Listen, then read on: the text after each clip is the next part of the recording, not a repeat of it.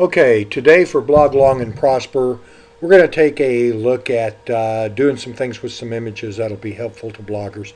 The first thing I'm going to show you is I have my browser up here, and if I want to do a screen cap of the entire browser, I simply hold down the Control and Alt keys together and then tap the print screen key, and that's going to copy that entire browser into my clipboard.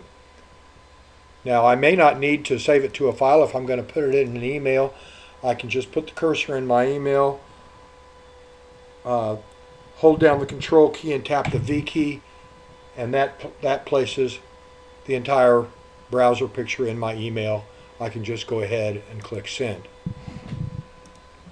Another way to save pictures is to search for them, of course, on Google. I tend to try to search for public domain pictures so that there's no copyright violation. Before I show you that, I'm going to drag some tools out onto my tool top.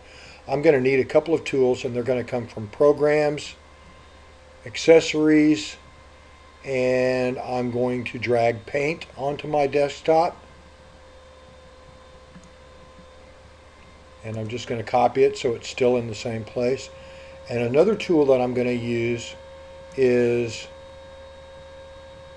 a tool called Snipping Tool, and that is a really handy tool that we'll get to in just a minute. So those are now on my desktop, and so the first thing I'm going to show you is how to simply drag. If you're using Chrome or Firefox, you can simply drag a picture onto your desktop just like that. I'm just dragging it, and there's George Bush's picture on my desktop. Another way to do it is to simply right click on the picture and select Save Image As. We'll get a dialog. We can give it a name, whatever name we want, and of course I'm going to call this one Bush, and save it. And there it is. It's appeared right there.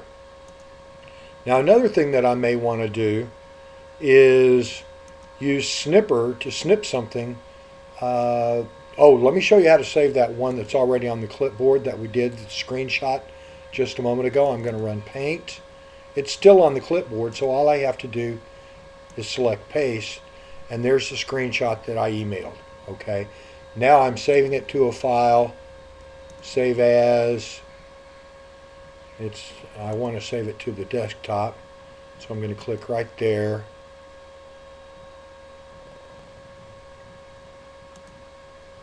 Save it to the desktop